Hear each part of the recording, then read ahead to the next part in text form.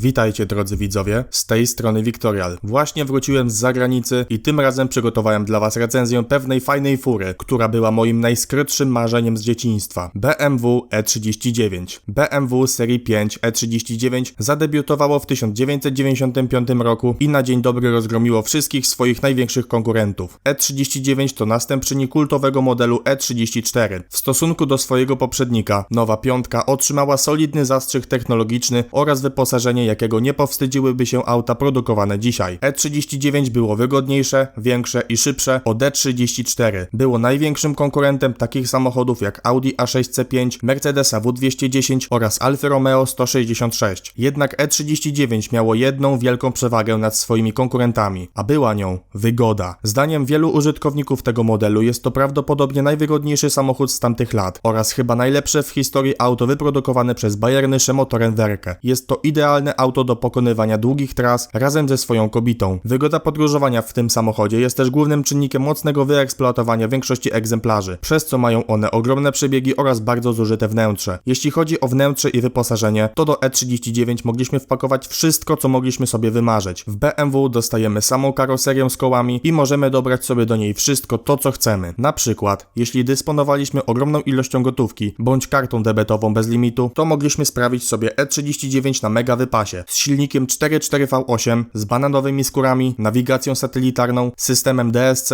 a nawet podwójnie klejonymi szybami. Lecz jeśli bardzo chcieliśmy mieć E39, jednak nie dysponowaliśmy wystarczającą ilością gotówki, to jedyne na co było nas stać to silnik 2.0 diesel, welurowe wyposażenie ze zwykłym radiem i taboretami zamiast skórzanych, wyprofilowanych, wygodnych foteli. Prawdopodobnie jedyną wersją wyposażenia był M-Pakiet. Mając piątkę z M-Pakietem, możemy pochwalić się naprawdę zajebistym samochodem. M-Pakiet oznaczał zajebiste, wyprofilowane sportowe fotele, drewniane wstawki oraz masę innych ekskluzywnych pierdół. Oprócz samego sedana, E39 ma również nadwozie kombi o nazwie Touring. Jednak na Touring nie można mówić kombi, bo jest to wielce obrażające dla fanów BMW. Dla nich Touring to Touring, a kombi to może być w Passacie B5. W Turasie znajduje się fajny bajer w postaci unoszonej tylnej szyby. Jeśli nie chce się nam unosić całej klapy, to możemy sobie tą tylną szybę otworzyć i wrzucić do bagażnika jakieś mniejsze przedmioty. Na klapie bagażnika, która swoją drogą bywa konsumowana przez rdzę, widnieją oznaczenia silnika. Oczywiście, w przeciwieństwie do E34, nie zawsze oznaczają one to, co mamy pod maską. Pod maską przedlifta z oznaczeniem 520i siedziała rzędowa 2-litrowa szóstka o mocy 150 koni. Bardzo dobry silnik. Siedział on także w modelu E36. Nie zapewnia porywających osiągów, ale jest bardzo wytrzymały. Przedliftowe 523i to rzędowe 2,5 litra o mocy 170 koni, a 528i oznacza zajebiste rzędowe 2.8 o mocy 193 koni Z36. W poliftowym modelu E39 produkowanym po roku 2000 montowano nowe silniki, które zastąpiły wyżej wymienione przedliftowe motory M52. Odmiany poliftowe to 520i z silnikiem 2.2 o mocy 170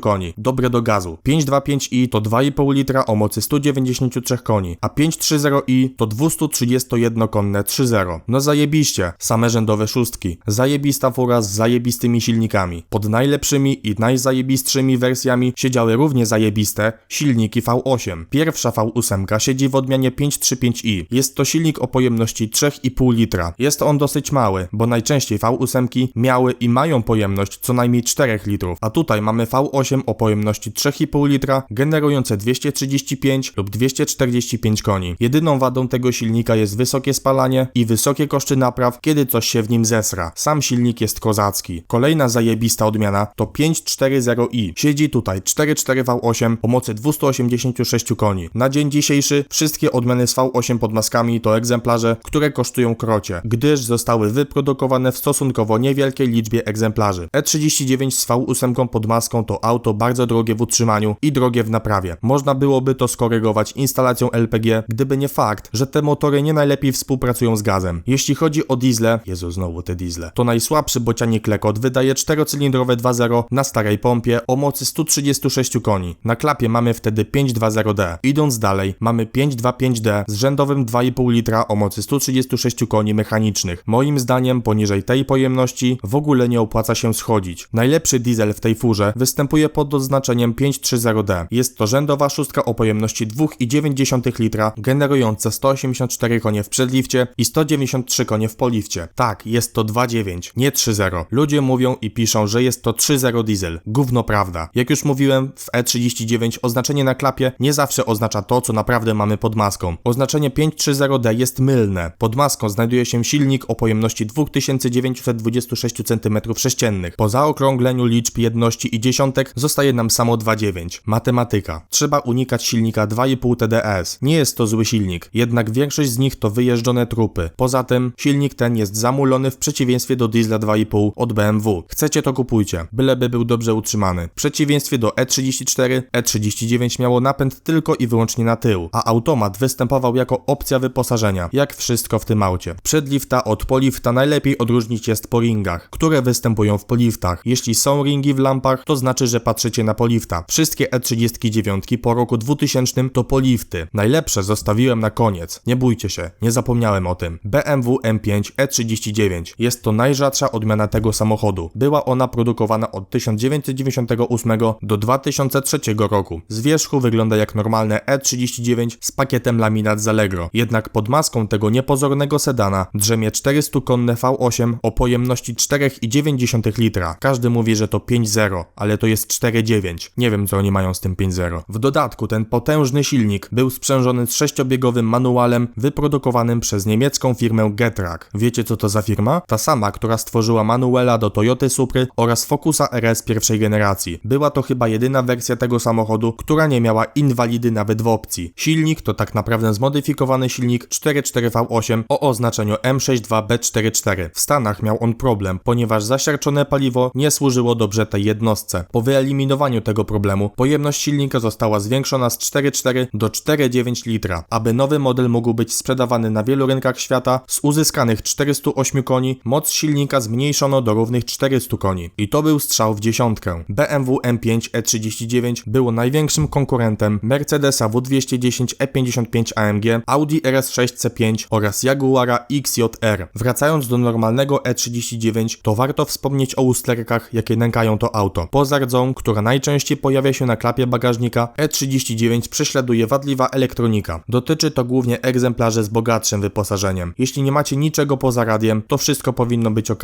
Wadliwy jest również moduł komfortu. Mogą się tutaj wieszać czujniki ABS-u oraz inne tego typu rzeczy. Wieszające się podnośniki szyb, a także znikające piksele na wyświetlaczu pod zegarami, które pokazują pewne istotne dla kierowcy informacje, to norma w tym samochodzie. Od strony technicznej awaryjność tego modelu jest dosyć niska, jednak warto czasami sprawdzić stan zawieszenia, które po ciężkiej tułaczce po naszych zajebistych drogach może okazać się zużyte. Wadliwy może również być bagnet od kierunkowskazów, albo od nieużywania, albo po prostu kierowcy BMW nie używają go, bo i tak nie działa. Dobra, taki żarcik. Obecnie BMW serii 5 E39 to dobry, leciwy samochód. Szukając takiego samochodu w znanych serwisach, możemy znaleźć egzemplarze za 5000, 8000, jednak najlepiej na zakup tego samochodu warto wyłożyć trochę więcej, aby nie natknąć się na żadnego ulepa lub inną minę. Niektóre egzemplarze mają ponad 20 lat, więc przy zakupie trzeba być bardzo uważnym. Zawsze można się pokusić o następcę E39, czyli model E60. Pewnego dnia zrobię o nim osobny odcinek. Dziękuję Wam bardzo za uwagę. Jeśli film Wam się spodobał, to zostawcie suba, łapkę w górę i zapraszam również do obejrzenia innych filmów na moim kanale. Bardzo doceniam Wasze wsparcie pod moimi filmami i zawsze staram się, aby były one jak najlepsze. Do usłyszenia albo nawet do zobaczenia w następnym filmie. Cześć!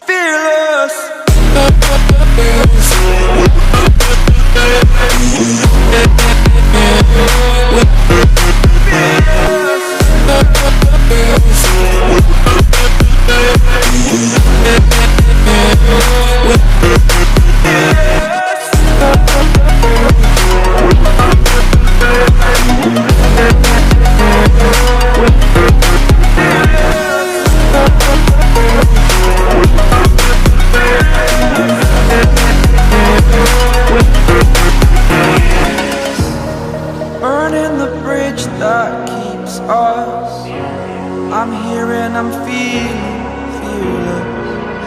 exaggerated, that's what you assume. The story's over now, I must conclude. I am conflicted, watching where I step still, hanging in the balance, not the life I want to live, I want to take it all. Standing tall, fear I weighed the verse in you.